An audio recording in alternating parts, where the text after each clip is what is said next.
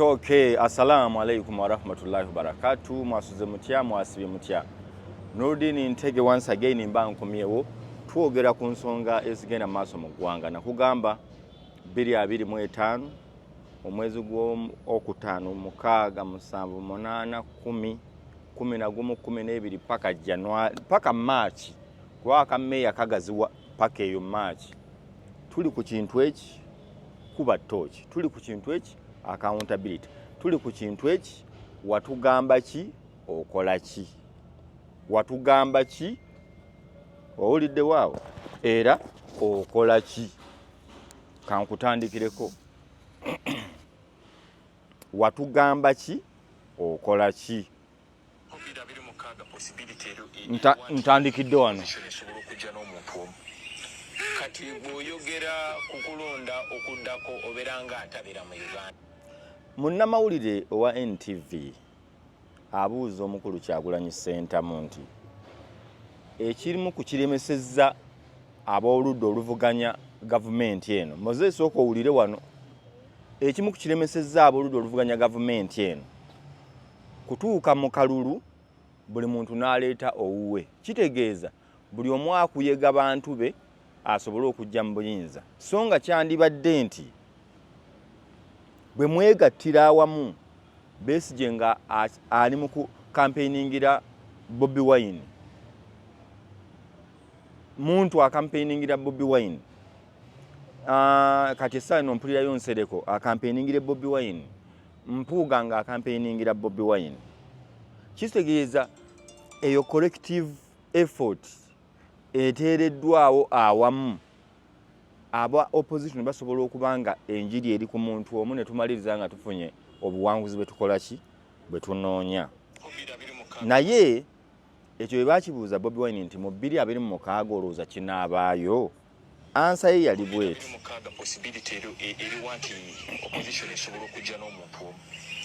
kati bw'oyogera ku kulonda okuddako oberanga atabira mu Uganda. Olira waawo Uganda wabaddewo kulonda? 2025 wabaddewo kulonda?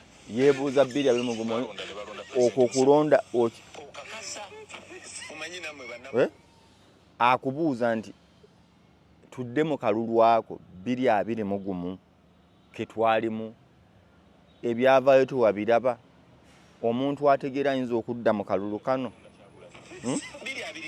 abantu bagenda okulonda owulira waawo president wa Uganda temuseka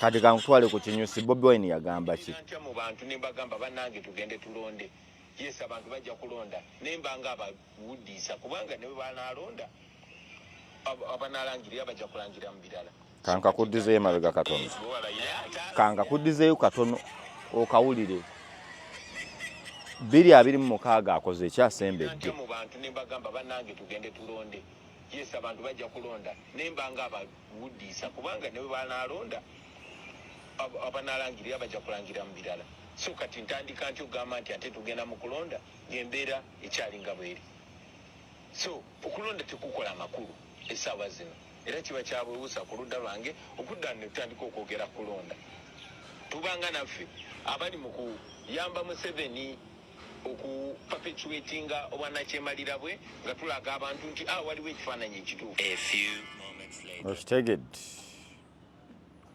awo tuvuddeyo omukulu gyo yaggyeyo ensonga ze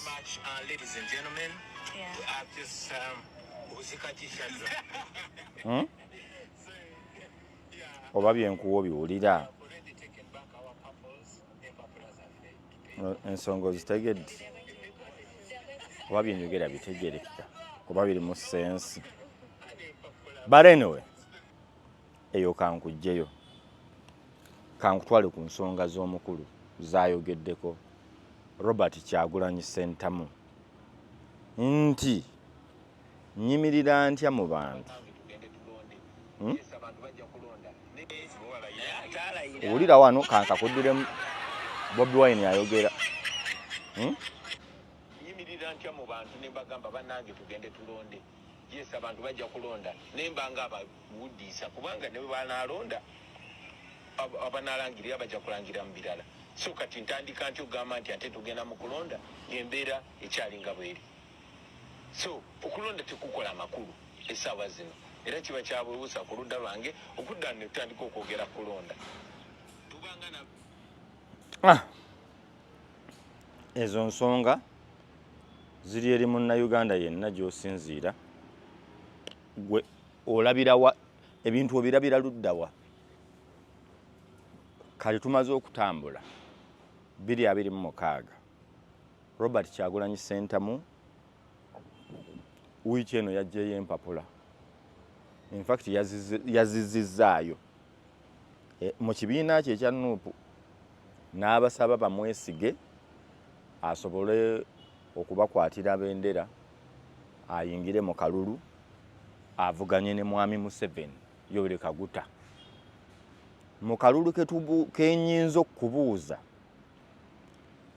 2021 ebyaliwo byaliwo ne tuvaayo ne tulonda ne yali talina ssuubi n'akola ki n'aga nnyina okwetaba mu kalulu kaakati engeri gye kaggwamu twalabanga Nuupu egamba yawangula n'abalabi abamu bagamba baawangula era bwe kamaliriza okuggwa yo gavumenti ne NRM abali mu buyinza bagamba nabo baawangula era ekiraga nti baawangula be bafuga kati n'okulayira Museveni yakola ki yalayira naye mu makkati awo mu mivuyo egiri wakati awo ab'oludda oluvuganya bagamba nti nedda Museveni kati ne bw'okola otya ye yeetegekera okulonda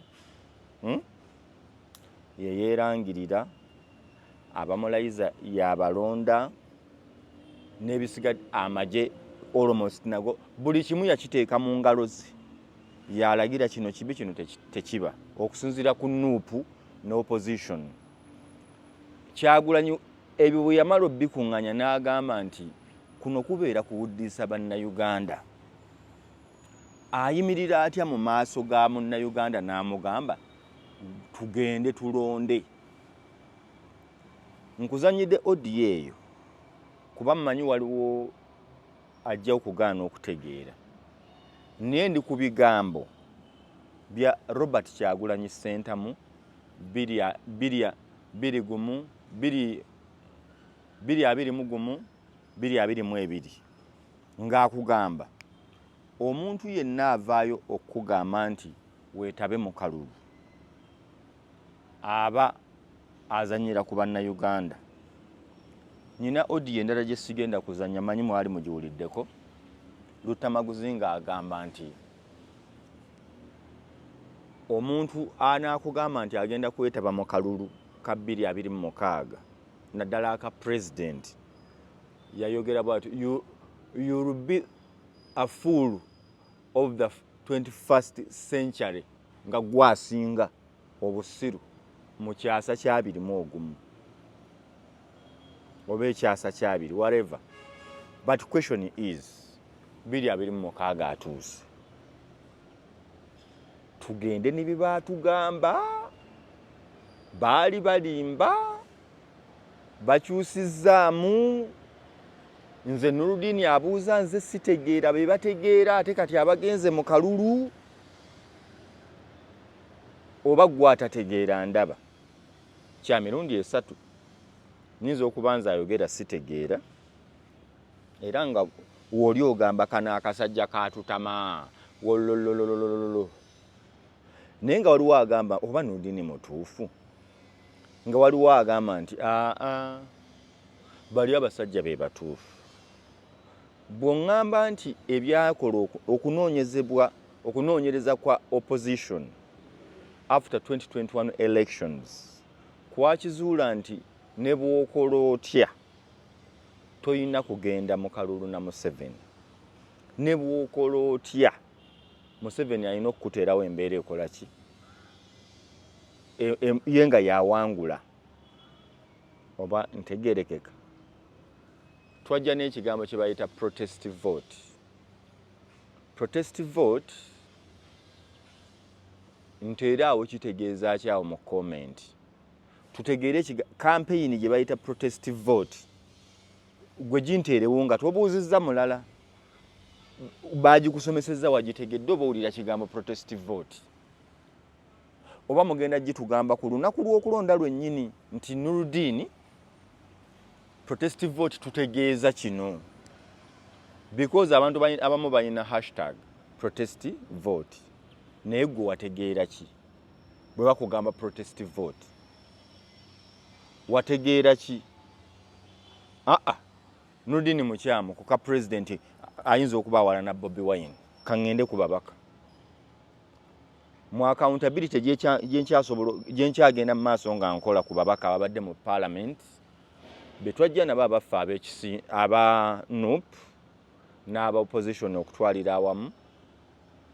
Tumaze ne tukakasa nti nga bwe byali omulundi guli mu parliament ezisoosewo nti Museveni yasinga numbers mu parliament. Therefore tolina kyosobola kukola nga tayagadde. Ekitegeeza nti omubaka wo owa opposition ng'ayina ababaka tugeze olina ababaka 100. Omusajja ayina asigazze ebinamu. Kuba ne bw'onookola otya togenda kusinga Museveni babaka mu parliament. Nkoye ekyokulabirako ekisooka. Wawulidde akalulu ke baakugambye nti kabadde ka bubbi ak'abavubuka n'abakadde. Omanyi kye kitegeeza? Akalulu ke bayite electoral college mwe mubeera abantu abavaayo ate abagenda okulonda abalibeera ababaka, for example ab'abakadde, ab'abakozi, ab'abavubuka. Kati bajja kubuuza olowooza abaani agenda okubalonda. Museveni ye atandise okukulaga ababaka already ayinawe 10 awo 15 atandise basika abatadde wano babaka ba parliament babe. Yakutandikidde eno gwe gy'otaawangudde gy'oli mu kukolimira. Tuvuddeyo tujje ayina bawomani MP. Bawomani MP buli district ye ayinamu omukyala agenda okujja amalirize nga mu bawomani MP okukumbya abawano nga bulijjo bw'obalina yagende mu ziri district zonna z'olabye nti Uganda ena district 12 bayinza okuwaako ababaka nga 35 abakyala akuulite n'abakyala 7. Olwo atandise ajje woman MP akwate district 7 asooka ajjeko abakyala bokka bawagire NR bawangule bagate ku 15 tebayingidde 85. Kati okwase constituency zeeyo zetugambye Nakapiripiti, Kapochorwa, Nyumbe, Simanya Oyam, Amorata. Zogere zoyagala. Ayingidde ebimeka ebibiri. Nga ne bwoba waguzzaako. Waguzzaako. Ekinene nnyo oyinza kuweza ababaka 10. Nga ne baba tebakubbye. Tosobola kusinga Museveni babaka ku mechanism gye yateekawo. Kati tudde mu parliament. Tudda mu parliament gye tukakasa nti ebiteeso byayo bitambulira kwasinga babaka bungi. Nga bwe mukyekwasa bwe lwembasaba accountability. Kakati kitegeeza parliament gye tugenda okuzzaayo 2026 nga tuli bamazima nze naawe. Era egenda kuba same old shit, same old story, same old song. Nga bwe tubadde tubiyimba luli, nga bwe tubadde ne Kazambi waffe luli, era bwagenda okukomawo mulundi guno. Kati nembuuza nze Nuruddin, gwe otutwala maaso gwe omubaka waffe otuzza mabega. Era gwe omubaka wa parliament oluvannyuma lw'ekizuula nti gw'ogamba parliament tekolerwa muntu wa bulijjo, parliament tegasa mulonzi, parliament eyisa ebintu nga biri in favor of Museveni, not the masses. Lwaki oddayo?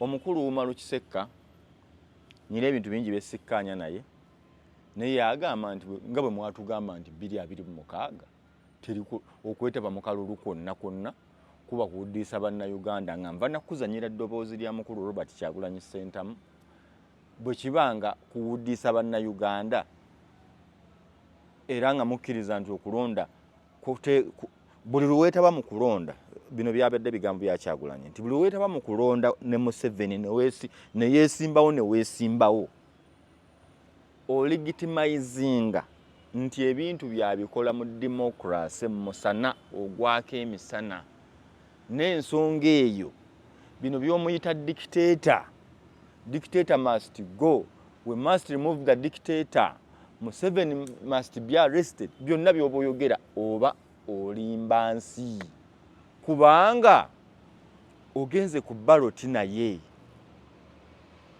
2021 ne bakugana okugamba omusajja oba yakubbye mukuŋŋaanya obujulizi tugende tumuwaabire, tuba twambala ogenda n'ogamba omusango nze ngugjeeyo, omusango nkoze eki ngugjeeyo. Tuyingidde akalulu kati BMP otaddewo ne electoral commission namba eronda abaagala abeegwanyiza ebifo bino. Museveni tomusumbuyeemu wadde, President Museveni tomuteereddeewo mbeera nzibu. Kati kitegeeza Museveni ali mu kwetegeka ne ttiimu y'enkambo ya Namyalo Hajati Hadija Namyalo nga bw'omulabya zaasensera Uganda yonna nti Hadija Namyalo ku mirimu gy'akoze nkulayirira ababaka Nupu be yafuna mu Buganda, Namyalo alina okufunayo ababaka abe NRM kubanga abantu babuuza omubaka wa Nupu ali mu parliament leero watukolera ki mu gino emyaka 5 talina kyeni mu kugamba talina kye yatukolera, talina kye yatuteeseza, talina kyatusakidde. Ate abagamba mu nnyongera emyaka 5 nzireyo.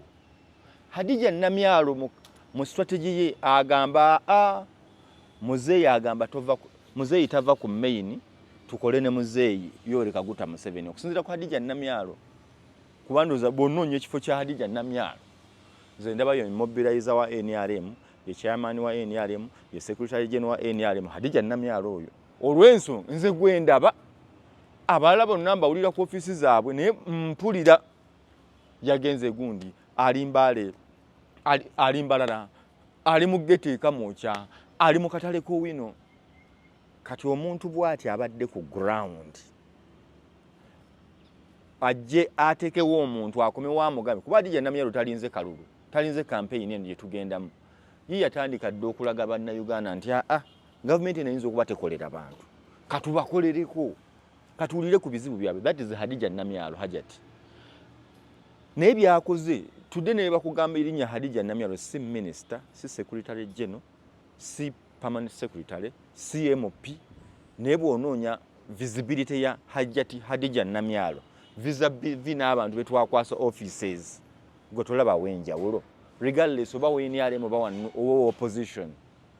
Namyalo abaddewo ayambye abantu kuva ku byalaani simanya ngoye batunga bino babya bulimi ba holding omuntu byosobola okukola olajja kungamba oyakoza sente za government. Namyalo no, Namyalo si ye yekka akozesa sente za government. Bameka bomanya abakozesa sente za government yaggwa abakutuuseeko gwe bongamba ngamba nti olaba ne gundi olwokuba akozesa sente za government atuuseeko. So I always give credit where it is due. For example, nkuganye Namyalo akulaze nti buli muntu amutuuseeko regardless of your color. Buuza abayimbi, buuza abayimbi nti Namyalo wamutuukirirako n'atakuyamba. Buuza abavubuka yatuuka n'obbaga mwe mwekolemu ebibiina nze nzije asiiba ku kkubo bw'ati adde eno ngenda kati Namyalo agenda kujja akuyoleka ababaka. Hajati Hadija Namyalo agenda kujja akuyoleka ababaka nga baga ono Namyalo kaagambye because bamulabyeko ng'akola Katuli mu situation where we have our incumbent MP whose term is ending maybe May next year. Amaze mu parliament emyaka 4 ku 5. In fact kati tuli mu gwa kutaano guno 2025 emyaka 5. Bakubuuza omubaka waffe omulungi otukoledde ki? Our dear beloved honorable MP for our constituency. 5 years have elapsed. What do you have to show on your paper? Your appraisal sheet, your appraisal form. Tulage byokoze mu form emyaka gino 5 nti nsobodde obakolera kino.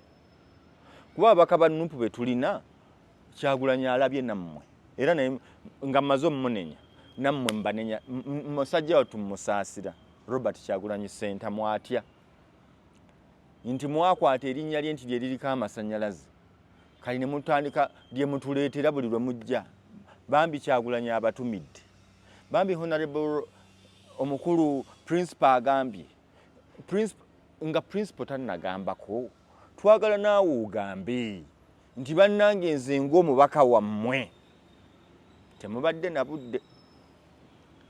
Emyaka giri 2016 ababaka baava mu parliament ng'abantu bagamba abantu betwalonda babeera mu parliament bakomawo nga bakoze eki mu biseera bya Kalulu ne kati kyemukola omwana erinnya lye sirijjukira erinnya ly'omulenzi oyo sirijjukira comedian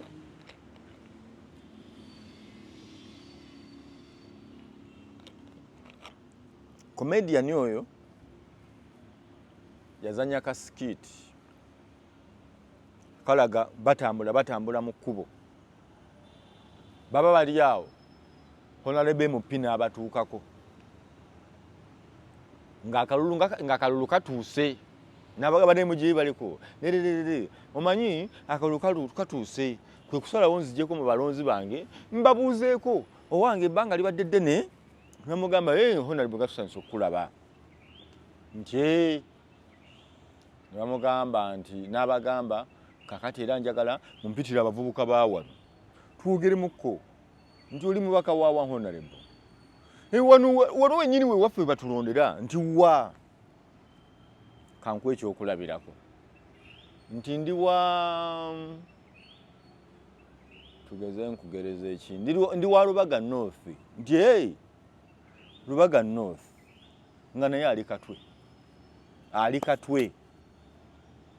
ng'ali katwe omubaka jazze abuuza ayagala kulaba ku balonzi be ne bamugamba constituency yo nga teri eno olina kuddayo gwe wa Lubaga North olaba ekasubi omanyiyo vuga oyite mu kibuga ogende ekasubi awo Lubaga North weekola ki weeri n'ebitundu ebigiriraanya awo naye n'ate gyozze oli mu Makindye West eno sijja nkiikirira nga kitegeeza omubaka ono yajja buzzi ne yeesimbawo naye gye yeesimba tebyamukwatako yagenda mu parliament agenda okumaliriza nga ne constituency bwajjaabula naye amanyi bumanya nti bw'oyingira mu Kampala oba mu constituency yo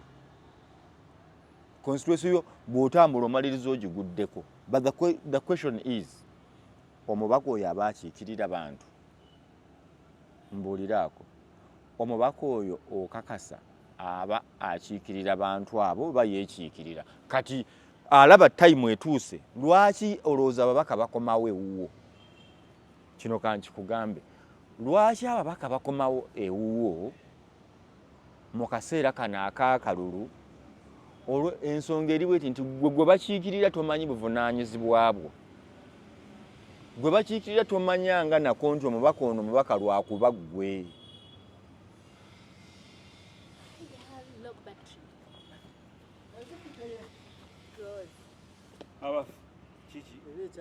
okay gwe bakiikirira tomanyanga konti gwe asalawo mubaka ono abeere mu parliament bw'oba tusazeewo tabeerayo lwaki olina okugenda omusuulire akalulu ayina okukuyega omuwa akaluluko babale nti mwe gwe mwayagadde abakiikirire kitegeeza mwe bwe mutayagala abakiikirire tasobola kubakiikirira kitegeeza ki yensonga lwaki ekisanja kiweddeko kati akomyewo mubaka mu constituency eyo gye mwamusindikira ayagala kuddamu ayogereko nammwe abawe ensonga zo bawudiisa amalirize ng'agenzeewa muzzemu mumulonze naye okusalawo kuli gy'oli mubuuze ssebo emyaka 5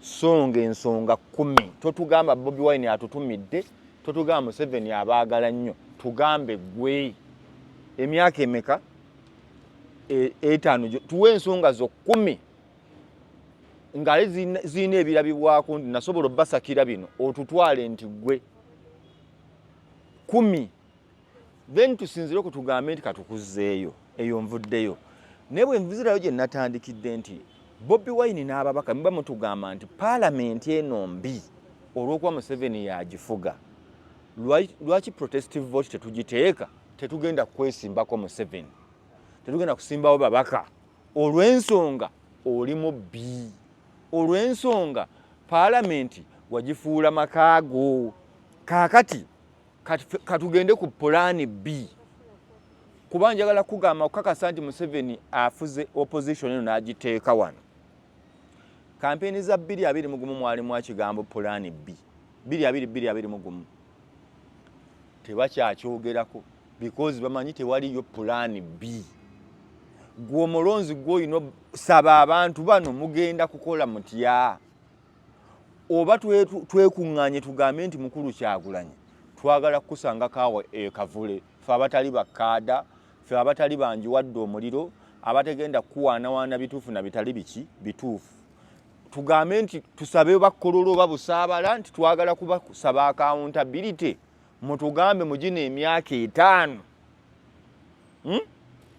mugina emyaka 5 okakasa nti temwalonda bubi naddala wano mu Buganda ekisanja ekyaffe ekya Nuupu kyetubadde nga ffe ba leader of opposition bino bye musobodde okugobolola mu Abalonzi bino bye musobodde okugobolola nga mu Abalonzi mugina emyaka emeka 5 era mbasaba mwongere mutuzzeeyo gino emyaka emirala emeka 5 kubanga mulabyeko bye tusobodde okubakola ki okubasakira mulabyeko bye tusobodde okulwanyisa mulabyeko nti for example twajja waliwo ekitta abantu tekiriiwo twajja waliwo okuwamba abantu tukijjeewo twajja abantu babawo emisolo babagereka emisolo mingi nnyo twagirwanako ne givaawo twajja abantu enguudo mbi tuzirwanyeeko zivuddewo twajja obuli bw'enguzi buli waggulu nnyo tubulwanyeeko bugwere ebitundu tugeze oba 7 ku 10 oba 5 ku 10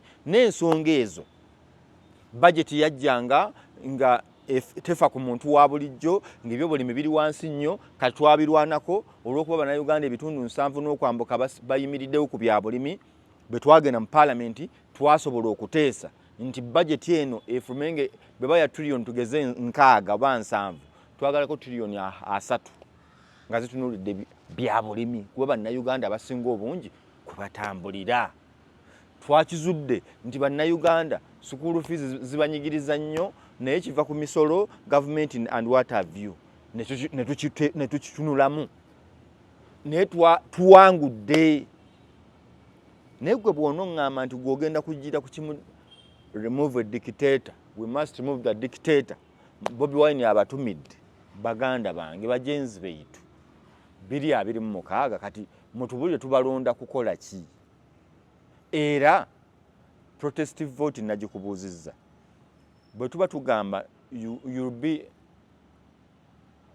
the fool of the 21st century okusinziira ku lutamaguzi nga Bobi Wine watugamba nti 2026 omuntu yenna ali kugamba nti agenda kwetaba mu kalulu aka 2026 manya akuwudiisa ajja kuba musiru nnyo ajja kuba atya omanyi saagala kwogera byange njagala nnyo nga wakeerabidde njagala nga wakawulidde bulungi nkadda ntya mu bantu ne mbagamba bannange tugende tulonde yes abantu bajja kulonda naye mbanga ababudiisa kubanga ne banalonda abanalangirira bajja kulangira mu birala so kati ntandika ntyo okugamba nti ate tugenda mu kulonda embeera ekyalinga bweri so okulonda tekukola amakulu okulonda tukukola ki era kiba kyabwewusa ku ludda lwange okudda ne tutandika okwogera kulonda okulonda tekukola makulu kyabwewusa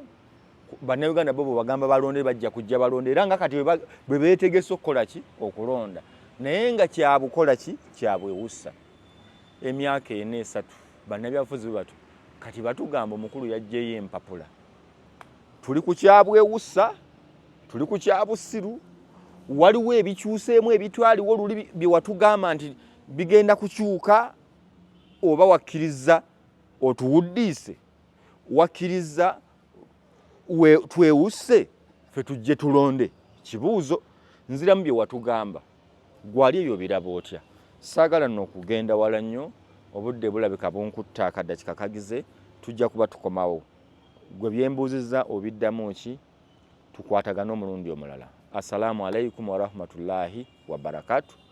Weraba.